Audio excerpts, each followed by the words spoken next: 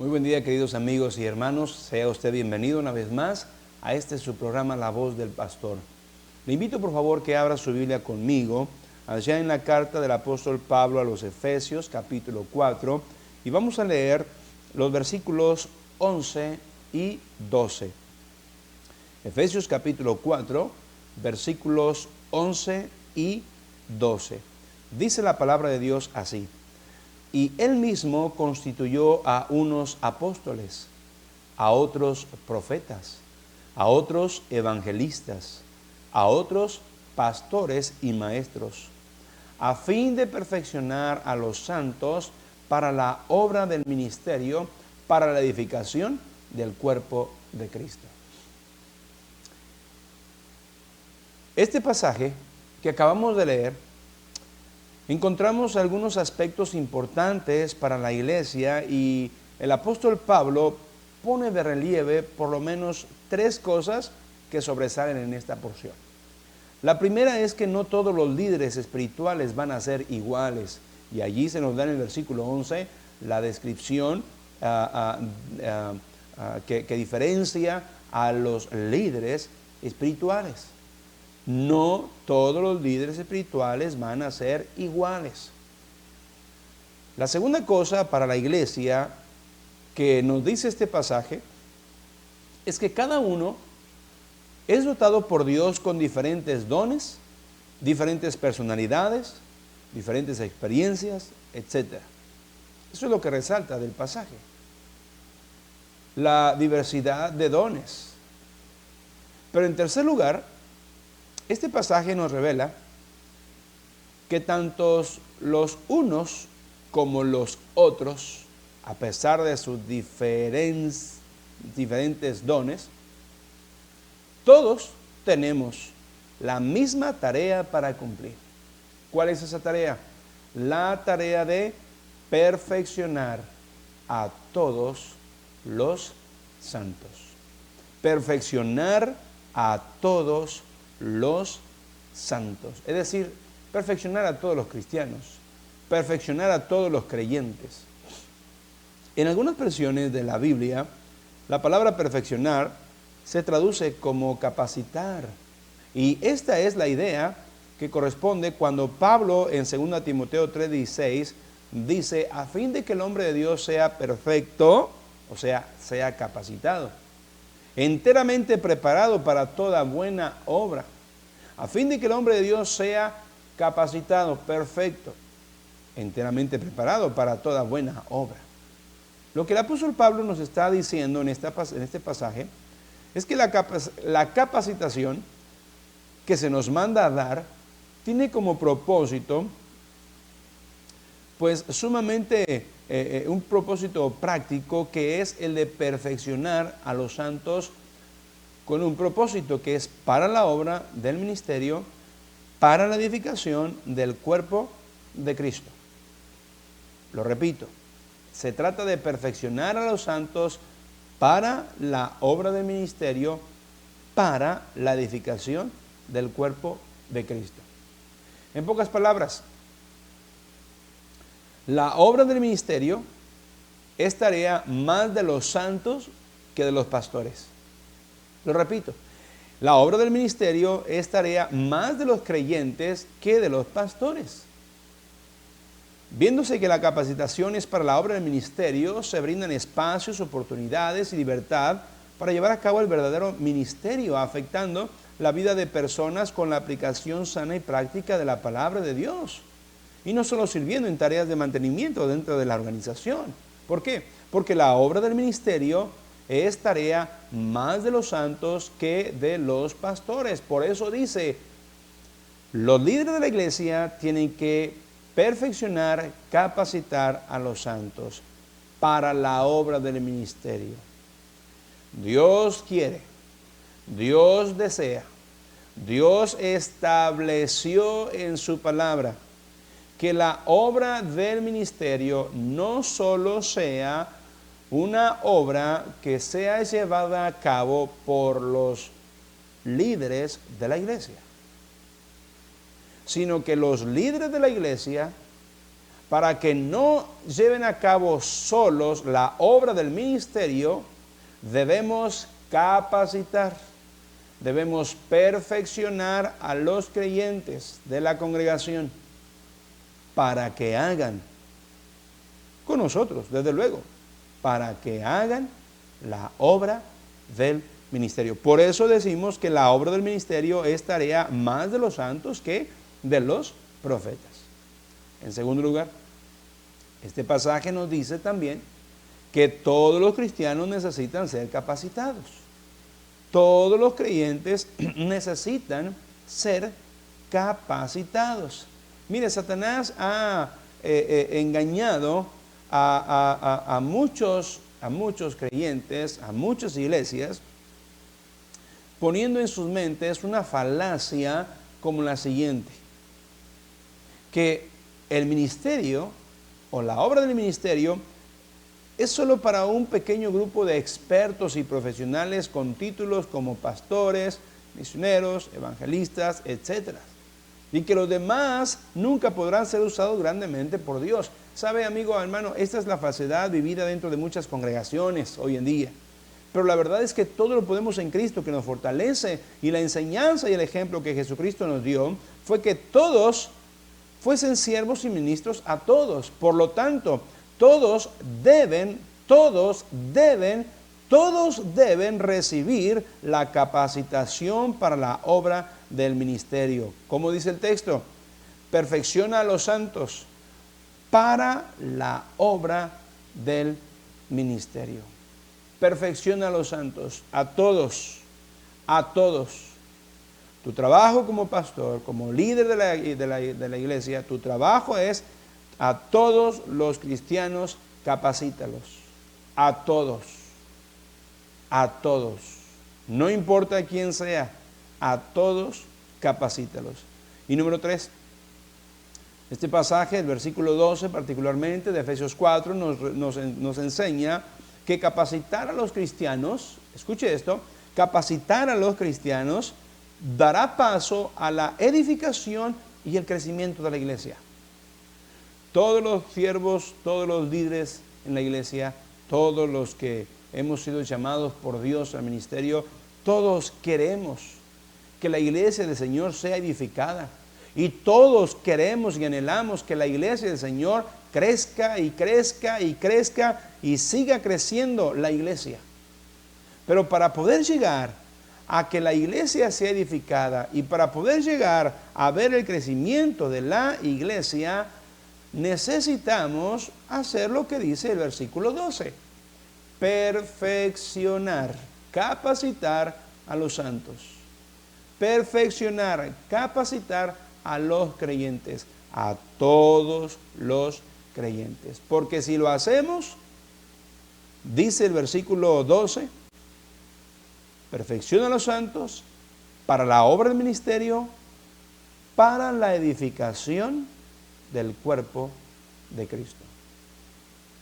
Dicho de otra manera, si no perfeccionamos a los santos, si no capacitamos a los creyentes para la obra del ministerio, si no lo hacemos,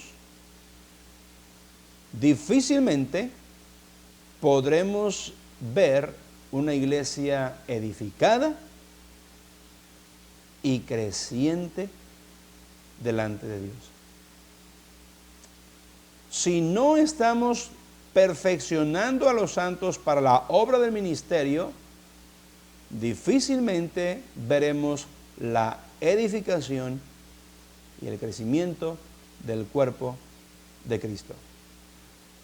Por eso es que mientras más personas cumplen con su tarea de hacer la obra del ministerio, pues más efectiva será la iglesia para lograr el alcance y el crecimiento que Dios tiene preparado para ellos.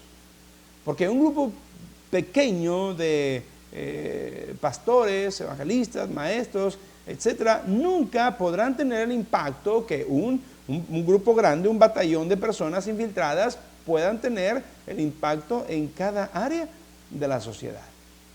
Eso es lógico, tiene sentido común. Y por eso es que debemos trabajar en perfeccionar, capacitar a los santos para la obra del ministerio, para la edificación del cuerpo de Cristo. Ahora, ¿cómo los vamos a perfeccionar? ¿Cómo los vamos a capacitar? Bueno, hay dos métodos que existen en el cual se ha visto envuelto este asunto de la capacitación. Por un lado, algunos sostienen que es mejor capacitarlos primero por medio de clases, libros, exámenes, etcétera, y luego, pues ya viendo según sus aptitudes estudiantiles, se les pone en una posición para poner en práctica todo lo que han aprendido en ese ambiente teórico. Y algunos lo llevan a cabo así. Por otro lado, otro método consiste en poner a la persona en un ambiente práctico en la obra del ministerio e ir capacitándolos a lo largo del camino. Y tanto uno como el otro método tiene sus puntos fuertes y sus puntos débiles, pero en cada uno podemos ver evidencia de fruto espiritual. La cosa es que si pensamos en Efesios 4:12, ¿cuál método es más factible en el contexto de una iglesia local?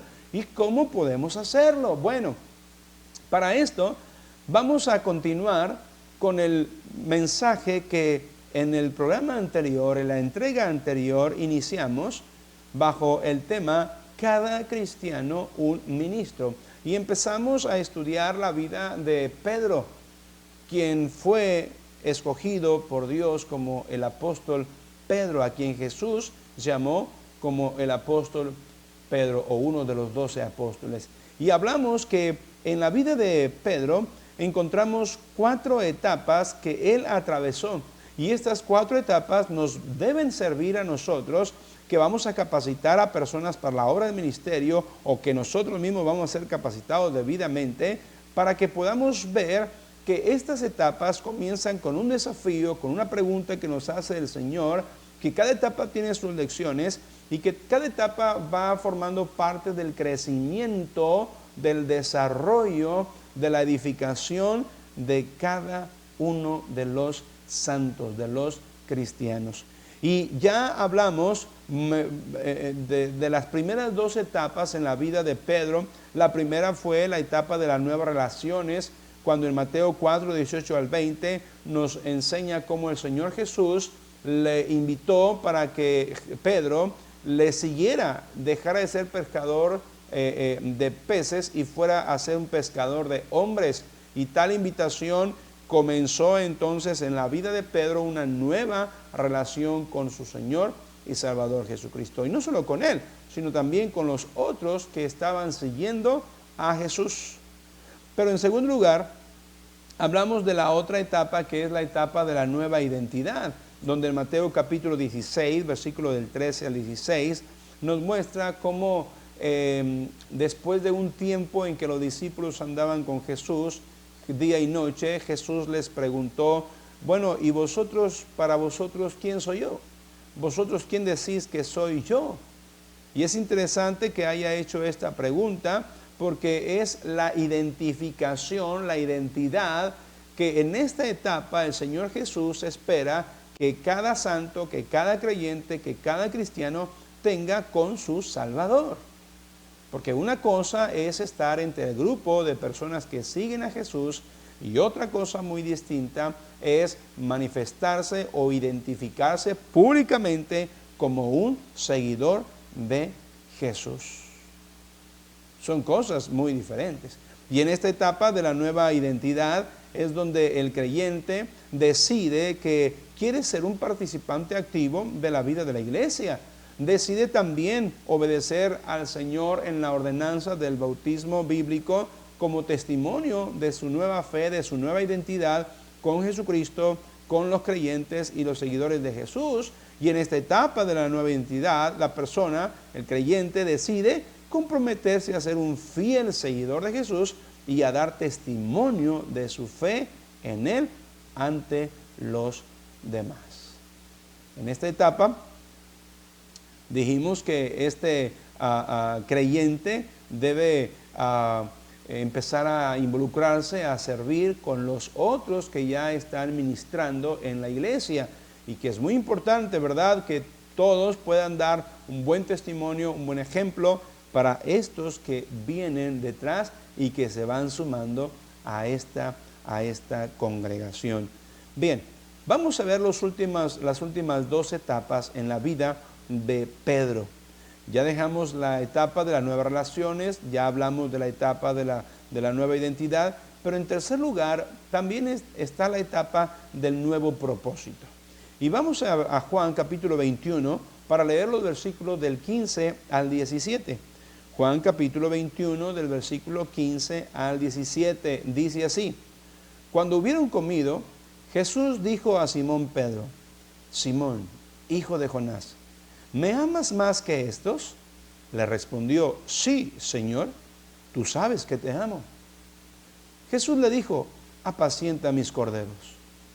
Volvió a decirle la segunda vez: Simón, hijo de Jonás, ¿me amas? Pedro le respondió: Sí, Señor, tú sabes que te amo. Le dijo: pastorea mis ovejas. Le dijo la tercera vez: Simón, hijo de Jonás, ¿me amas? Pedro se entristeció de que le dijese la tercera vez: ¿me amas? Y le respondió: Señor, tú lo sabes todo. Tú sabes que te amo. Jesús le dijo: apacienta mis ovejas. Esta etapa es la etapa del nuevo propósito. Es la tercera etapa en la vida de Pedro, la cual vemos a través de la Escritura, la etapa del nuevo propósito. Después de su resurrección, Jesús le hizo una pregunta muy introspectiva a Pedro: Simón, hijo de Jonás, ¿me amas más que estos?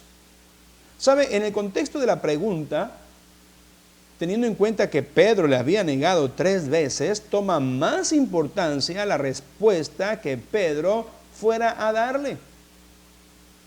Pedro le respondió: sí, Señor, tú sabes que te amo. Y la pregunta se la hace no solo una, no solo 2, sino 3 veces. Y en cada una de las preguntas que Jesús le hace a Pedro, Pedro respondió afirmativamente: Señor, tú sabes que te amo. Después de cada respuesta de Pedro, Jesús le dice en pocas palabras: Pedro, si me amas, entonces pastorea mis ovejas. Pedro, si me amas, entonces pastorea mis ovejas. Pedro, si me amas, entonces pastorea mis ovejas. De lo que podemos apreciar de la vida de Pedro, podemos imaginar que en su mente tal vez él se preguntaba o pensaba lo siguiente: cuando Jesús me invitó a seguirle, dijo que iba a ser pescador de hombres. ¿Cómo es que viene ahora a hablarme de ser pastor de ovejas? Yo soy pescador y nada sé de esto de pastorear. Por lo que vemos en la vida de Pedro, es que debido a su gran amor por Jesús, aún sin saber, se comprometió Pedro a ser pastor de ovejas. Amigo, hermano, ¿no se ha dado cuenta que en las Escrituras no vemos otra opción para un seguidor de Cristo que crecer y llegar a ser un ministro de Jesucristo? ¿Alguien que de una forma u otra pastorea ovejas? ¿Por qué será esto? Bueno, porque el pastorear es un reflejo de Dios mismo. Recuerda el Salmo 23, versículo 1: Jehová es mi pastor, nada me faltará. Esto es lo que es un pastor. Un pastor nutre, un pastor guía, un pastor protege del peligro, un pastor rescata a las ovejas. Esto es lo mismo que Dios hace. Y Dios quiere que nosotros también seamos como Él, ministros de su obra, que pastoreemos a las ovejas y que vayamos por aquellas ovejas que están perdidas, que están sin pastor. Por eso el texto de Efesios 4:12 dice: a fin de perfeccionar a los santos para la obra del ministerio, para la edificación del cuerpo de Cristo. Esta tercera etapa en el crecimiento espiritual de un ministro es el de sumarse a lo que Dios está haciendo y al mismo tiempo responsabilizarse o tomar responsabilidad por otros en el camino. Llega el momento en la vida en que cada persona necesita un pequeño o gran rebaño. No importa si el rebaño es de una persona que está en su primera etapa para ser discipulado, o si es una clase de niños, o si es una clase de jóvenes o de adultos, o si tal vez es una célula, o por qué no, ya una misión, una pequeña congregación. Hay lecciones que Dios tiene para nosotros y que solo podemos aprender hasta que nos responsabilicemos por otros. La persona en esta etapa necesita empezar a compartir lo que ha recibido a lo largo de su vida cristiana. La persona en esta etapa necesita velar por el bienestar espiritual de otros. En otras palabras, necesita hacer la obra del ministerio. Necesita hacer la obra del ministerio. Veamos lo que una vez más el apóstol Pedro nos dice allá en 1 de Pedro capítulo 4 versículos 10 y 11. Dice así 1 de Pedro capítulo 4 versículos 10 y 11. Cada uno, según el don que ha recibido, ministrelo a los otros, como buenos administradores de la multiforme gracia de Dios. Si alguno habla conforme a las palabras de Dios. Si alguno ministra, ministre conforme al poder que Dios da, para que en todo sea Dios glorificado por Jesucristo, a quien pertenecen la gloria y el imperio por los siglos de los siglos. Amén. Pero la responsabilidad en esta etapa del nuevo propósito, la que vivió Pedro y la que cada uno de nosotros tal vez estamos en esta etapa viviendo, es el tener un nuevo propósito. El dejar de ser solamente miembros de la congregación, de los que vamos cada domingo y que estamos allí y nos sentamos y oímos y escuchamos y nos vamos y regresamos y lo mismo. No, dejar de estar en esa etapa y pasar a la siguiente etapa de tener nuevo propósito. El poder tomar responsabilidad por otros creyentes, el poder tomar responsabilidad por otros que están tal vez comenzando su vida cristiana. El nuevo propósito. Cristo le dijo, Jesús le dijo a Pedro, Pedro, ¿me amas? Después de que le había negado 3 veces, ¿me amas? Y le dijo, Señor, tú sabes que te amo. Entonces, si eso es verdad, le dice Jesús a Pedro, apacienta, pastorea, guía, nutre, cuida, pastorea mis ovejas. Finalmente, en la vida de Pedro encontramos no solo la etapa de las nuevas relaciones, no solo la etapa de la nueva identidad, no solo la etapa del nuevo propósito, sino que finalmente en la vida de Pedro encontramos la cuarta y última etapa, que es la etapa de la nueva misión. Nueva misión. En Hechos capítulo 10, versículos 34 y 35, dice así: entonces Pedro, abriendo la boca, dijo, en verdad comprendo que Dios no hace acepción de personas, sino que en toda nación se agrada del que le teme y hace justicia. Muchos pensaríamos que al llegar a completar la etapa número 3, la de nuevo propósito, ya llegamos a la meta. Y aún mirando la vida del apóstol Pedro, pareciera ser que Pedro fue uno de los líderes de la poderosa iglesia en Jerusalén, que había llenado a Jerusalén con la doctrina de Cristo.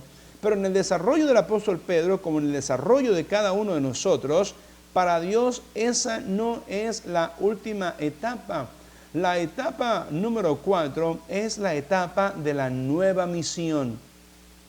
Nueva misión. En Hechos capítulo 10 vemos que Dios tuvo una gran lección para enseñarle a Pedro. Dice que después de una visión en la cual Dios le había dejado sumamente perplejo, Pedro recibió el desafío del Señor para ir a la casa de un gentil. Y usted sabe lo que eso representaba para un judío, como lo era Pedro, mezclarse y entrar en casa de un gentil. Dice Hechos 10:20 que Dios le dice a Pedro, levántate pues y desciende y no dudes de ir con ellos, porque yo los he enviado. Dios tuvo que ampliarle la visión a Pedro para ver el mundo como Dios lo ve. Dios quiso ampliarle la visión a Pedro para que Pedro viera el mundo como Dios lo ve y no como Pedro lo veía. La capacitación de un ministro no termina hasta que no entienda que Dios ama a todos en el mundo, no solo a los que son como ellos, y que Dios está obrando en todo el mundo. Porque según Pedro 3:9 nos recuerda que Dios no quiere que ninguno perezca, sino que todos procedan al arrepentimiento. En la casa de Cornelio, Pedro lo expresó de esta manera cuando leemos Hechos 10, 34 y 35 otra vez. Pedro, abriendo su boca, dijo: en verdad comprendo que Dios no hace acepción de personas, sino que en toda nación se agrada del que le teme y hace justicia. Amigo hermano, un ministro necesita llegar a tener un corazón misionero, una nueva misión. Uno que está dispuesto a hacer lo que sea, donde sea, con quien sea, para alcanzar a personas para Cristo. Pedro tuvo esta disposición cuando dijo en Hechos 10, 28, vosotros sabéis, dice Pedro, vosotros sabéis cuán abominable es para un varón judío juntarse o acercarse a un extranjero. Pero a mí me ha mostrado Dios que a ningún hombre llame común o inmundo, por lo cual, al ser llamado, vine sin replicar. Y el apóstol Pablo también dijo en 1 Corintios 9, 22 y 23, me he hecho débil a los débiles para ganar a los débiles. A todos me he hecho de todo para que de todos modos salve a alguno. Y esto hago por causa del Evangelio para hacerme copartícipe de él. En conclusión, perfeccionar a los santos toma compromiso. Compromiso de los pastores para perfeccionar a los santos y compromiso de parte de los santos, de los cristianos, para dejarse capacitar y ejecutar dicha capacitación. En su libro Una vida con propósito, el autor Rick Warren habla del crecimiento espiritual y nos dice, el crecimiento espiritual no es automático.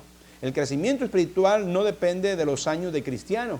El crecimiento espiritual toma compromiso, tiene que querer crecer, decidir que va a crecer y hacerle esfuerzo para crecer y persistir en el crecimiento.